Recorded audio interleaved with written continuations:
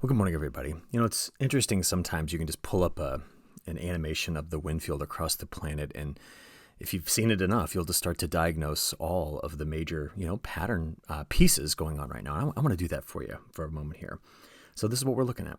As we talked about recently, we know that we are watching this late summer into fall the development of another La Nina, and it's seen right here. These are the strong trade winds that we're going to continue to monitor. You come up farther north in the Pacific, we do have to talk about a system here that's going to be moving. Its name's Juliette, toward parts of California, which will enhance, I think, some of the moisture transport into the southwest monsoon, which has finally got going. Farther to the north of that, a key feature in this particular forecast video I'm going to talk about, because I was asked about it twice yesterday, is this relationship between the jet stream flow in the Bering Sea, which is here, and what it could mean for the downstream weather pattern, which would be here. And speaking of here, this is the continual setup of the transport of Gulf moisture into a boundary that's just living in this area that's delivering a lot of rainfall into the southern plains, as it has done for a few days. Now, many places across the country, especially the stretch as we've been highlighting from here to here, have been very dry, including the Northeast. And a lot of that has been attributed to the fact that the Bermuda high is now stretching its way farther to the east of Bermuda, which is here, and more over toward the Azores than anything. So what this has done is allowed air in the upper levels of the atmosphere to do that, and it's limited the amount of flow around the Bermuda high that could be, coming through here to deliver a lot of moisture into the Midwest and therefore make more rainfall. Not just Midwest, Mid-South, Southeast, getting all the way into the Northeast as well. And finally, in the tropics on the Atlantic side, we don't have any strong what are called African easterly waves. So there's nothing really to discuss here.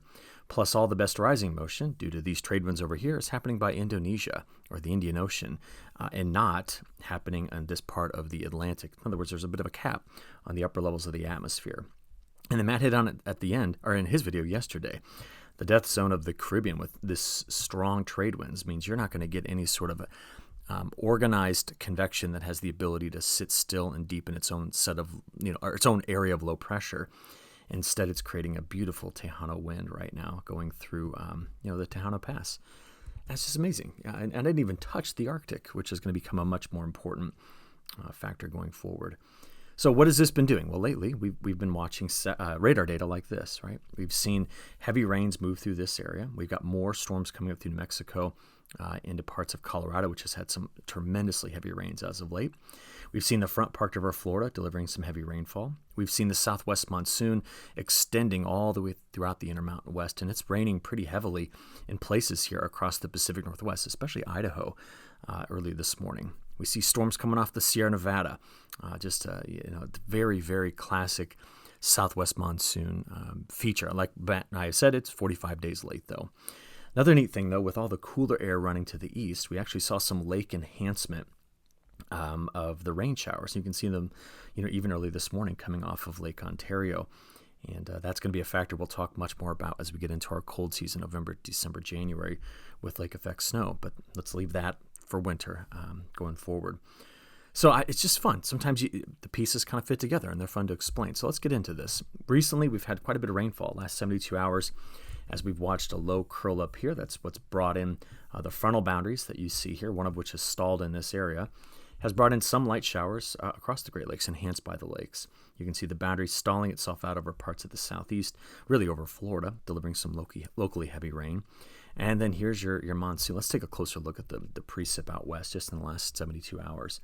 Locally, very, very heavy rainfall. Matt showed you the video of the Haboob, just impressive to see that down around Phoenix. But watch the spine of the Sierra Nevada, the storms that pop off on the on the eastern side of those mountains. I'd love to be in like Reno or Lake Tahoe to watch some of these. And farther north you go, heavier the rainfall is. Like, for example, up here in parts of Idaho as well. Coming into the southern plains, just wanted to pick up on this rainfall pattern. The models did a very good job at seeing this, talking about this here and this corridor of wetter conditions. But I'll have to check in with my friend Dallas later today to see how his particular spot has been doing with rainfall, because it's probably going to feel quite unequally distributed, if you will, as you just see some of these places and you're picking up 3, 4, 5, 6 inches of rain causing flooding. Meanwhile, you have sharp cutoffs on both the north and south side. Daily convection down here along the Gulf Coast, this extends all the way into the southeast as well. All right, let's get into the all hazards map here just a hair after 6 a.m. Flood watches extend across much of Idaho, parts of Oregon, and then getting into Nevada and California today. And as we take a look at the rest of the country, things are relatively quiet for once, which is kind of nice. I want to point out one thing that's going on in the Pacific. I mentioned Juliette. There is some evidence that Juliette is going to deliver some moisture into Southern California, so we need to keep an eye on that as to what it can do, because this is a time of year where some of the remnant moisture of a tropical system that does curl back into the southwestern United States can produce some local flooding. But while there's a lid on the Atlantic, we do see several possible areas of development in the East Pacific right now. So let's just look at some forecast radar data. This is starting early this morning and playing through now mid-morning, getting into this afternoon and this evening. I'll be watching a frontal boundary again sweeping through parts of the upper Midwest where it was pretty chilly in through here early this morning. Once again, you're going to see a lot of that rain just making its way farther and farther to the north into parts of Washington, Idaho, Montana, Wyoming here. And there is Juliette. Now, by this evening, we are going to keep a closer eye on this corridor in through here that continues to see better chances of storms, while some of Juliette's moisture starts to work its way into Southern California. Maybe the Imperial Valley could get a little bit of rain. Definitely some cloud cover out of this. And then what I'm very curious about, as I know I have a lot of you that watch the videos and comment, the extent of this rainfall as we work our way into early Thursday morning. How far to the north does it get, and how much heavy rain falls in this region because of the orientation of the boundary, which is kind of along the line I just drew there. We just need to see what that looks like, because there are some of you in Arkansas, in Missouri, Western Tennessee, Kentucky, the Delta, that have just been bone dry for weeks. We watched the drought expand there. I'll be anxious to see excited, I guess, to see the new drought monitor tomorrow to see if we have another class degradation in this area. Okay, we're at 4 o'clock Thursday afternoon. Let's just play it through the rest of the animation, seeing the rain coming through the Delta, through parts of Arkansas, and we have another system to talk about right in through here. But before I get into that, I want to take a look at the bigger factors here, and I hope you like this thing I'm going to talk about. You can see the waves, right? Can you see them? Okay, there's some sort of ridging here, the broad trough, and it's curling up like that. These very, very long waves in the atmosphere, right? We're watching the jet stream motion.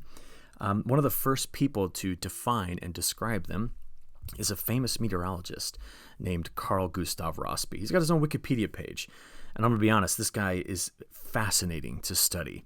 I think some of my fall talks I'm going to give as I kind of go around the country this fall and winter, I'm going to highlight the work of this man because it's just incredible what he figured out. And one of the most important things that he discovered is the wavelength of these features and how they can advect, or move planetary vorticity. Okay, so if the planet spins, of course, we have an equator and a pole, and the vorticity that changes from north to south as you go from the North Pole to the equator, and then in the southern hemisphere as well. As you move that around, it allows the fluid, which is the atmosphere, to spin up into small eddies. Now, there's 1,000 ways to draw this, but I just want to show you one example out of a research paper here. And this is what we're talking about. This is what we call a Rossby wave train, just one way to look at it. You have areas of high and low pressure in the upper atmosphere that sit in the the peaks and the valleys of these. Now, in the surface, your high and low pressure systems are here. That's where you'd have a low pressure system, and this is where you'd have a high pressure system. Okay, so they're always a quarter wavelength downstream of the main trough or ridge axis. But Matt and I have been discussing a lot about patterns that end up becoming blocked. And when they become blocked, they have more of a north-south component than a west to east. So in this particular example, we see a couple of different blocking types. This looks like the beginning of what Matt described the other day as an omega block. You can get a Rex block or a high over low block that sets up as well. And what it tends to give you is what's called a wave breaking event. Now, sometimes the atmosphere is able to telegraph, kind of tell us that these blocks are going to result in specific downstream weather patterns that maybe become a little bit more predictable. And not just over the next 5 to 10 days, but maybe 10 to 20 days. And I do want to stress this idea of maybe, okay? Because what I want to talk to you about is this. There is There are, we can kind of call them rule of thumbs in atmospheric sciences, and one of them is called the Bering Sea Rule. Now, I was asked about this twice yesterday, so I thought, yeah, let's talk about it. There is an idea, and it does verify there are correlations. They're just not perfect, and they only apply during certain regimes, where what happens in the Bering Sea here tends to show up because of the Rossby wave train pattern across the entire northern hemisphere, tends to have a complementary pattern that results, usually it's about 15 to 20 days later, here. So in other words, sometimes what we can do is we can say, well, what we see here, and I think it really applies a lot in late summer and then fall, what we see here in the Bering Sea often shows up again about 17 days later there. This is it. That's the Bering Sea Rule. And so if you've noticed in the last couple of videos, we have been discussing the risk of having another shot of cold air here mid-September. And it's very speculative. I don't have any. I'm using a rule of thumb here, trying to base my forecast off of the intelligence of other people like Carl-Gustaf Rossby and the folks that first discovered the Bering Sea Rule. So what we want to know is this cooler pattern, which I told you on Monday had been terribly forecast, right? We get another shot of it going forward. And how long does it last? Because what I think could happen, this is interesting, is that while this feature could show up here again in mid-September, I think after that, we break back over warm and we go into a warmer fall for a lot of North America. So we're talking about this near-term cool down that maybe into October goes back over mild again. There's some evidence for that, plus long-term statistical trends of that. But many of us are concerned, and here's the reason why. If we get a trough like this to show up here again in mid-September, that is climatologically consistent in this part of the world, including more of Canada here, to have a first frost also in parts of the Northeast. We typically see these in mid to late September in the northern plains, in the very northern reaches of the upper Midwest. And remember, whenever we talk about frost, it's very important to understand if you touch 32, that's a frost. And most times our crops are not damaged by that. It's like 3 or 4 hours of 28 that matter. And I you know what I'm talking about for many of us. Now, with more sensitive vegetation, which I know many of you that watch these videos are not in agriculture and you use them for other reasons, we do have to care about that frost. But it's just the narrative I want to carry with this. So, over the next 15 days, there's Matt's Rex block. See it? There's your high. I don't know why I'm giving it to Matt here, but he explained it well yesterday.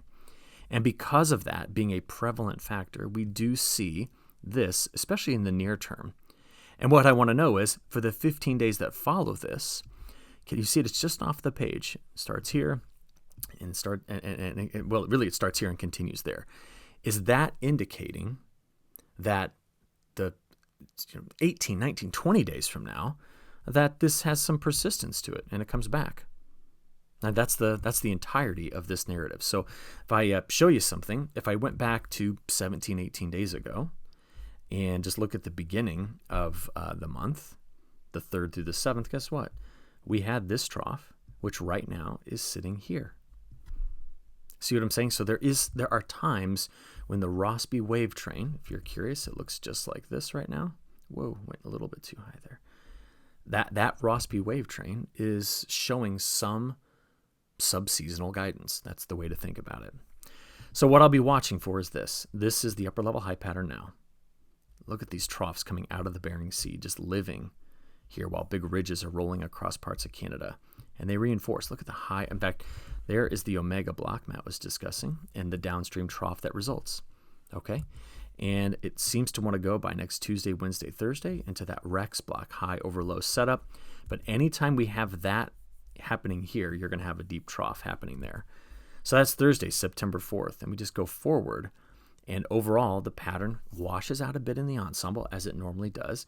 But we still see something that possibly hints, well, it doesn't, I don't see a big ridge in the flow here. Models aren't doing that. So we're just going to try to piece this together and figure it out, because look what we've done over the last few days here. From the 20th of August to the 26th, only looking at that stretch of days, there are parts, well, where I live, where I got a jacket on this morning in my house because we left the windows open. It was really cold last night. And, ranking this August 20th to 26th historically against all of the other August 20th to 26th, here in the Midwest, this is a top 10 coolest such stretches, while the west has been just boiling hot. And we've seen huge monsoonal thunderstorms that bring in a break, but I would like to know if this pattern comes back again mid-September, maybe into the third week of September. That's the thought process here. So you now know what we're watching and why we're watching it. I can supplement this with one other idea, though. So let's look at the temperatures now to see if this is what we're going to get on repeat. Here's today's highs compared to average. That's tomorrow, getting into Thursday, Friday, Saturday. Still hot in the Columbia Basin, hot down in Phoenix, but very cool compared to this time of year in this section of the country, the mid-central U.S. We then get toward Monday into Tuesday. This is Labor Day. I mean, that's a pretty darn good Labor Day forecast in terms of temperatures. We have had Labor Days where where I live, deep in the 90s. So to see 82, I'm not upset about that. But take a look. This is the next 5 days, temperature anomalies. There's the heat that's with the associated block out in the Pacific. Going all the way out there to day 5 through 10, we still see it. That's what a blocking pattern does. It gets stuck. And then from that point forward, day 10 through 15, models have still hung on to this. And I just want to know, after that, do we get one more shot of it coming through here? That's the thought process. We're going to watch it. And there's one more piece of evidence. I showed you the Bering Sea. Don't forget about what's going on in the tropics. And so we are watching the MJO possibly come through phase 4. The Australian forecast called Access S2 wants to sweep, go 5, 6, 7, and then park it over here in phase 8-1. Now, the question is, does it really sweep through 5, 6, and 7? And do we get anything out of that? Or is the European model probably more right, where it kind of dives into null space rather than out farther, but end up again over phase 8-1? You see, if it does that, what does that mean? Well, phase 8-1, 2, when you get out to mid-September is, well, there's trough here. See it? And a ridge and a ridge. And so there is continued support for this. And as Matt showed yesterday, have a look at the constructed analogs for the time period ending on the 24th. That would be that third week. And we see another trough near the Bering Sea, ridging west, and more troughing in this area. So I'm just trying to put together some support for this idea. And I need you to understand that my geeky science fun way of explaining it does not make it any more true. It's just something we watch, and we'll keep an eye on it together. We'll learn together if this is going to be a valid argument, because if I start to see it set up, it might be important to determining the cadence of all of the northern hemisphere weather patterns going into the rest of late summer and early fall. Okay. Now, one thing we do know, as I pointed out on Monday, these models are not picking up on it, and it is a weakness of the models, and we know it. But this is what it's predicting for that same time period, the 16th through the 23rd, much more above average temperatures during that time frame. So we just need to understand that if you get just model output without kind of some human interpretation, it's going to be misleading. And we made a case for how poorly the model's been performing earlier this week. All right, let's now get back into a discussion on precip. There's no doubt about it that the month of August has been very dry for many. Even with the most recent rounds of storms, it doesn't negate the fact that the front half of August just didn't have it here. We are going to see these statistics really change in this area as we go forward. But that you notice now why I'm so concerned about how much rainfall do we get into this area, because of how dry it's been, not just here in this part of the Mid-South, but through the Eastern Corn Belt. Very, very dry. This has been, folks that watch in West Virginia and Ohio, how many falls have we had lately that have been so dry? Same thing for the Northeast. And we're looking to see if that pattern has any sort of change coming to it. So one big issue that I have right now in the flow is if you look back from about the 10th of August through the most recent data we've got, the Bermuda high has been squashed. Now, most of the low pressure that you see here has been from tropical systems, but the reason they're making this turn is because the Bermuda high has weakened and shifted, as I showed you at the very beginning, and we've had much higher pressure in a couple of other areas. So this has been a summer defined by a dominant Bermuda high, and here we are in late summer, and it's just gone. If you're curious, I just want to bring it up. This is its position over the next couple of days. It's way over here after spending months anchored in this area. Okay, so we've now shifted it farther to the east. And this happened last fall, and it just didn't come back. The Bermuda high shifted and stayed way over, in fact, almost over by Africa for a while. And later on in fall of last year, we saw the winds in the Caribbean calm down, and Helene was born right here. So I remember how Matt said, hey, this is the death zone because of the strong winds. And last year, it all calmed down late, and that allowed Helene to show up and kind of snake its way up through and make that turn into the mid-south. So as it stands, looking at it now, the tropics are just dead in the Atlantic. There's an upper level suppressive, what do you want to call it? Deep in the upper atmosphere of the tropics and subtropics, there's suppression, sinking motion here. And that's one of the reasons why we've cut this off for a little while. I'm still going to go after a more active second half of the hurricane season. I think that's going to be the case, but that'll be after that September 15th when we get our last kind of shift, I think, to that colder pattern in through here. So back to the Bermuda high. European model, there it is. Okay, I do note one thing, and that is as we go through the weekend into early next week, see the high staying way over here. What do you not see? You do not see strong winds coming out of the south through the Mississippi Delta, which would then fuel any moisture for storms in this area. That's through the weekend. As we play it out, though, get out there to Monday, Tuesday, Wednesday, Thursday of next week. There's our next shot at colder air. There will be a front coming through here and a chance for rain. But most of the models beyond that are starting to return the Bermuda high just a hair here, September 6th, 7th, 8th. And I'm curious, I know it's way out there in the forecast, but if the Bermuda high comes back, did you notice what occurred here? Look at that. Now there's moisture coming back. See it? There's the high extending, opening the Gulf, and we're going to ask, does this start to revive that late week 2 chances for rainfall? That's going to be a big question going forward. So what does the European model say? This is what it's got. Just playing through Friday into Saturday and Sunday. There's our wet corridor. And again, this hard line here is going to be hard to forecast. It could just shove a couple of counties farther to the north and hit some very dry areas in Missouri, Arkansas, this corner of Arkansas down into West Tennessee. But right now, the model's like, the wettest conditions are here.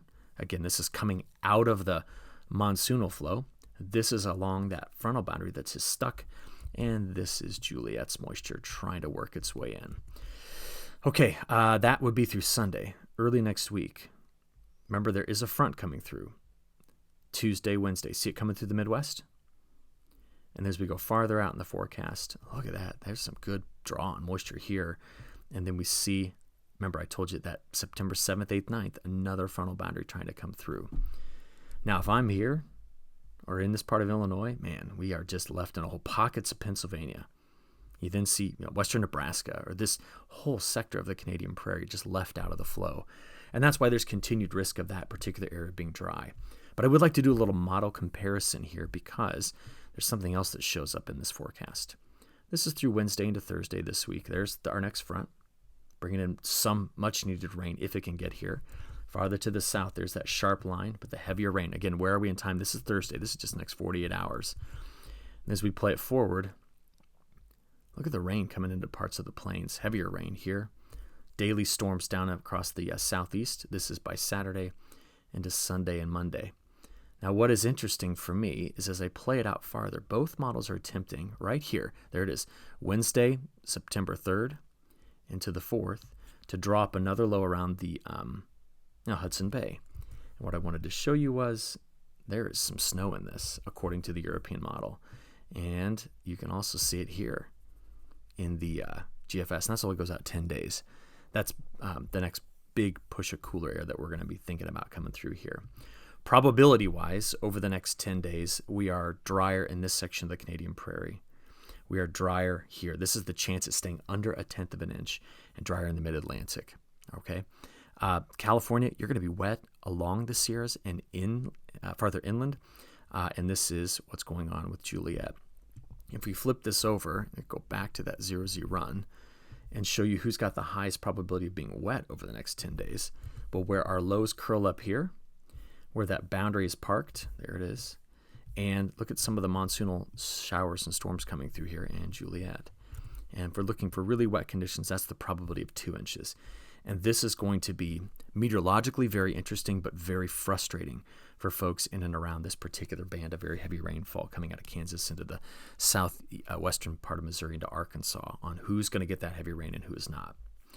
All right, as we start to work our way toward the end of this, I want to show you the week 2 precipitation patterns are all pretty similar compared to the models. We do see this same area that we've highlighted continues to show up dry. It also extends into the northeast as well. Drier, let me be very clear, drier. There is precipitation. It's just not wet. It's not the soaking wet, widespread rainfall that we see there. Okay, beyond that, well, we do need to look at the models. We know that we don't have a lot of trust, but let's go look at them. This is the forecast all the way to the end of September with the European model. And does it not look like what they have for week 2? Look at that. That's the European model week 2.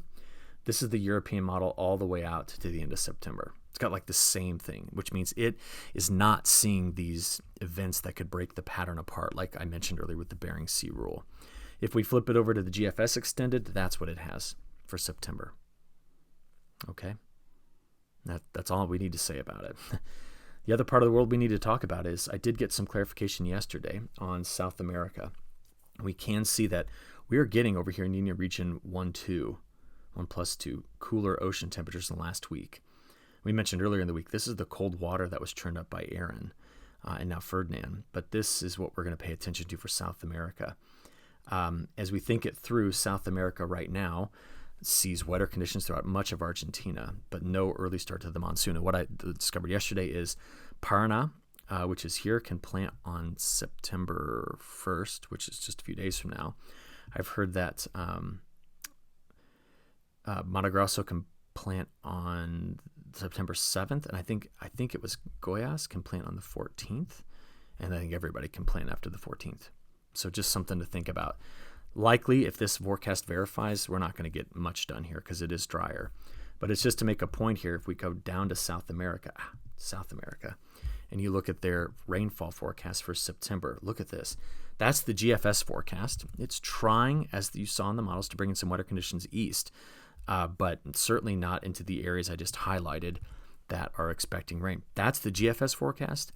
The European is much more generous with the rainfall here, but it has lately trended drier, and that has been my major criticism of the model. It has been just way too wet in the forecast, and it is finally losing it. So again, my frustration with the subseasonal models it continues, and that's why we're going to use these other methods just to supplement it and give them much more weight than the models going forward.